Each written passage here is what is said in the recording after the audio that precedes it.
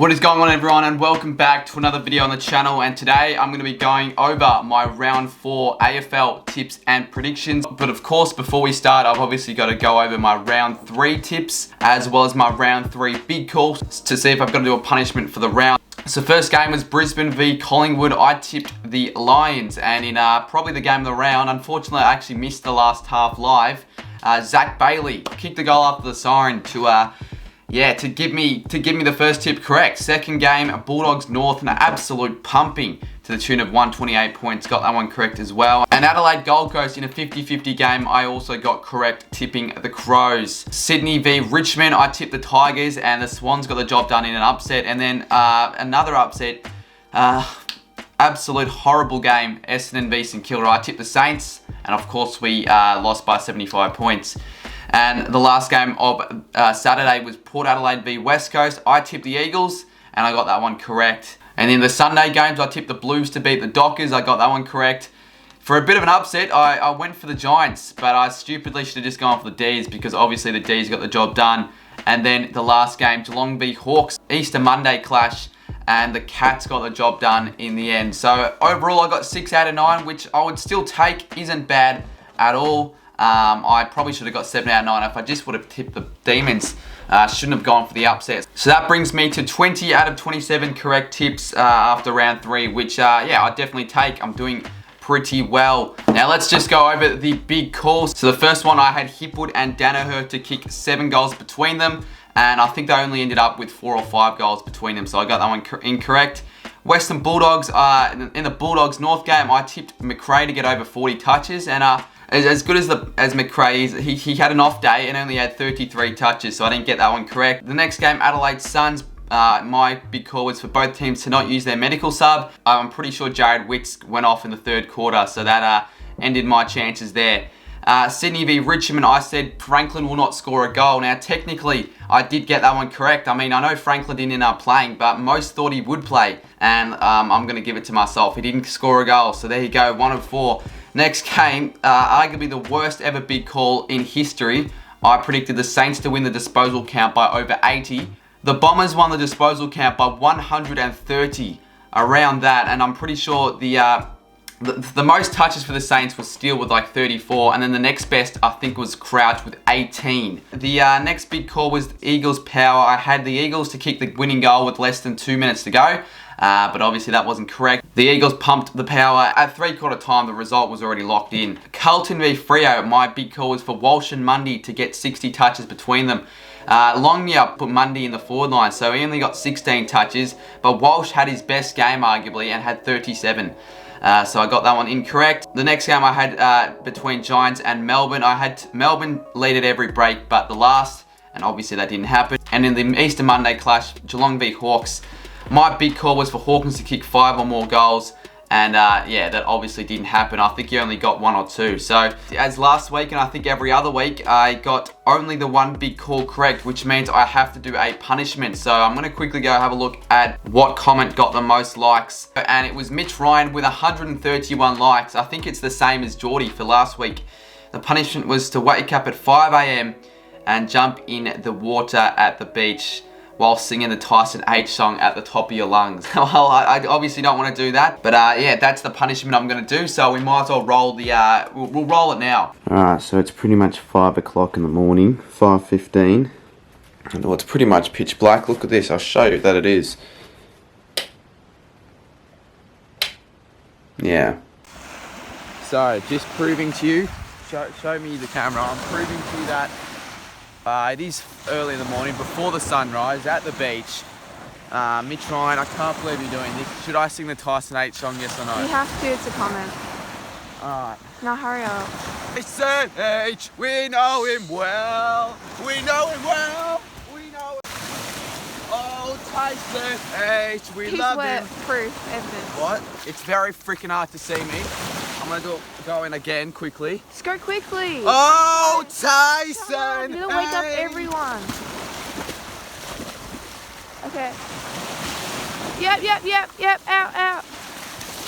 Alrighty, so obviously you got to see me, have a bit of fun in the cold waters. The water was really cold, obviously at 5 a.m. in the morning. Yeah, I'm gonna quickly go through the tipping comp to see who's in the lead. So we've got Ravioli with 21, Paradox 15 in second with 21, Platinum in third with 21, King Guru and Pally rounding out the top 5. I am 12th in my tipping comp. If I didn't screw up with the Giants D's game, I would be in the top 4, I reckon. So if you want to join my ASPN tipping comp, link will be in the description and the pinned comment. I'll actually put the link this time, so don't worry about that.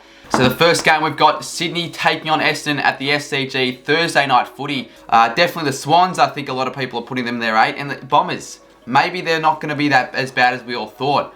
Obviously they pumped the Saints to the tune of 75 points with an undermanned Don side. That is just very impressive. They were just all over us, the Saints. I don't even want to talk about that. Swans were arguably even more impressive, belting the Tigers by 41 points at the G. They look absolutely phenomenal, the Swans, at the moment. They're just untouchable. So both teams, probably the two informed teams of the round. If the Bombers play like they did against the Saints, although the Saints were absolutely atrocious and they didn't try one bit, I reckon they could bring it up into the Swans. But I think the Swans, they're going to be way too strong, in my opinion. And I can't see them losing, especially at home. I've got the Swans by 32 points. Big call. Swans will score more than 17 goals again, and I reckon they'll continue their high scoring form. Next game, we've got arguably a game of the round here. It's going to be an absolute belter, in my opinion. Port v Richmond, Friday night footy. Now, both teams were pretty disappointing last week, both getting pumped by West Coast and Sydney, respectively. Yeah, they sort of got a bit of a reality check against the Eagles. I thought they were pretty poor in that game, whilst the Tigers as well. I think they just underestimated how good Sydney really were. This could go either way. I reckon it's 50-50 this game. Due to the fact that it is in Adelaide Oval, I reckon Port had that slight advantage. But we saw last year Richmond beating the Power at home in the prelim. So honestly, what I'm going to do is flip a coin. Heads will be Port Adelaide, tails will be Richmond. So let's just see. And it lands on tails. So I'm going to go for the Tigers. I'm going to go the Tigers by 6. And with my big call, just like I did with another game, both teams score over 100. Next game, we've got Western Bulldogs taking on the Brisbane Lions in Ballarat, Mars Stadium. So I think the Dogs play there once or maybe twice a year. The Lions came off a very good win against the Pies. It came down to an after the sign kick, whilst the Dogs, probably the informed team of the comp at the moment, demolishing the Roos to the tune of 128 points. Josh Bruce scored 10 goals. If the game was played at the Gabba, I would be leaning more towards the Lions, but you know, it is at Mars Stadium. When they play there, they tend to play pretty well, and you just really can't go past them. They're playing amazing footy, the Dogs, so I'm going to have to back the Dogs in this one. They'll be going 4-0, and I'm going to be picking them to win the game by 14 points. A big call. I feel like in Ballarat, there might be a bit of a breeze there. And the Lions, with their inaccuracy, I'm going to be backing in the Lions to score more than 15 behinds. Next game, we've got St Kilda taking on the West Coast Eagles, Saturday 4:35 at Marvel Stadium. Now, as a Saints fan, I'm not really looking forward to this one. If we played like we did last week, we're going to lose by over 100 points, I reckon. The Eagles, they were super impressive against what many people believe a top 4 side in the Power. And beat them by 37 points. They just never looked like losing. I don't think anyone's backing the Saints here. I can't be biased. I hope we respond. I really feel like this could be one of the games we could win, but I can't back the Saints in after what I've seen in the past 2 weeks. I'll go West Coast to win the game by 22 points. My big call will be Josh Kennedy bags 5 or more goals. He always seems to dominate against the Saints for some reason. He's been in some pretty good form over the last few weeks, so I reckon he'll have another big game. Next game, we've got Gold Coast taking on the Blues, Metricon Stadium, Saturday night. This could be another belter of a game.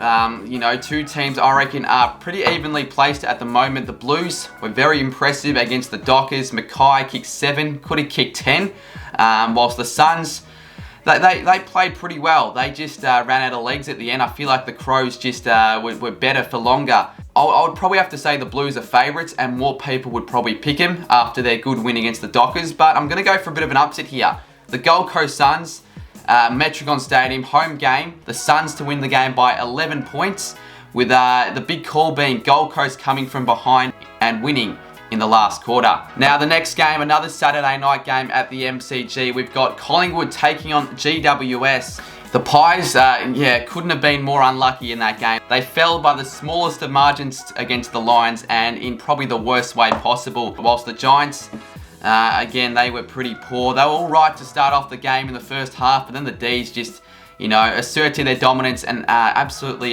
demolished them in the last quarter and a bit. The Giants are 0-3 here. It's a must-win game for the Pies. They're 1-2. But I can't see him dropping this, especially at home. I'm going to go the Magpies to win this game by 43 points.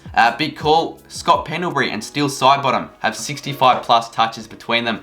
The two veteran midfielders for the Pies, I reckon, will play well. Next game, we've got a mockbuster clash. North Melbourne taking on Adelaide at Marvel Stadium on Sunday. If you're a North fan, it's going to be pretty tough watching footy for the rest of the year, I reckon. The Crows, on the other hand, have continued their impressive run of form and are currently sitting 2-1 and really should go 3-1 after this game, beating the Suns in a pretty impressive win. It was a good game. I've got to back in the Crows in this one. Even though it's away, I reckon Adelaide will be way too strong. Win the game by 32 points. And big call, Taylor Walker continues his impressive form. I've got to put Tex in one of the big calls, and he has another 6-goal bag, especially with a weakened North Melbourne defence. They let Bruce kick 10, so why can't Tex do the same thing? Next game, we've got Melbourne taking on Geelong at the MCG, and this could honestly be another cracking game. The Demons were way too strong for the Giants, beating them by 40 points, putting them 3-0, whilst the Cats, well, they almost fell short against the Hawks in the Easter Monday game. It was just a pretty shocking game until the last 10 minutes. And the Cats were almost lucky to hold on in the end. You'd think coming into this game, the Cats would probably be the favourite, especially considering the Cats usually play really well against the Demons. But I'm going to go for a bit of an upset here. The Demons definitely have been playing better footy over the last few weeks, and purely based off that, I reckon they can get the job done, and I'll be tipping them in a close one, the Demons by 12 points with my big call. Geelong win the free kick count by over 10. I just feel like the past few weeks, the umpires have protected the Cats a lot and will probably do the same thing again. We've got Fremantle taking on Hawthorn Sunday night footy. Both teams came off a loss in round 3. The Dockers, though, definitely would be more disappointed with the way they played. They just didn't really show up against the Blues. At one stage, I thought could almost get to a 100-point margin, but the Dockers, they finished the game all right, trimmed the margin back to make the scoreboard look not as bad. Whilst the Hawks, just like against the Tigers last week, they were very impressive. They took it to the Cats to the very last minute, and they almost stole victory at the end.